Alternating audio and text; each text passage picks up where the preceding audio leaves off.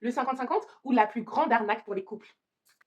Hello, c'est Tassis qui analyse pour toi. Aujourd'hui, on se retrouve pour une nouvelle vidéo pour parler du 50-50, un sujet qui fâche dans les couples.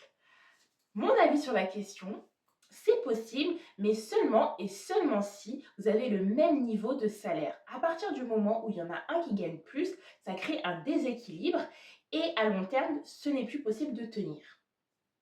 Il y a d'autres méthodes qui existent pour mieux répartir l'argent et les dépenses au sein du couple de façon plus équitable, comme par exemple le fait de participer à hauteur de ce que l'on apporte. Si mon salaire représente 60% des revenus du foyer, alors je vais participer à hauteur de 60%. Une autre méthode, c'est tout simplement de faire pot commun.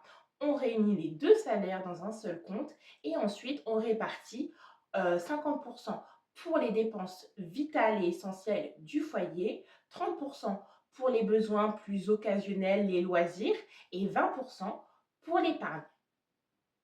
Une autre méthode qui existe, et j'en parle aussi dans mon e-book, c'est tout simplement de prendre un salaire qui sera dédié uniquement aux dépenses et l'autre salaire sera dédié à l'épargne. Et toi, dis-moi quelle méthode tu utilises au quotidien pour répartir tes dépenses au sein de ton foyer.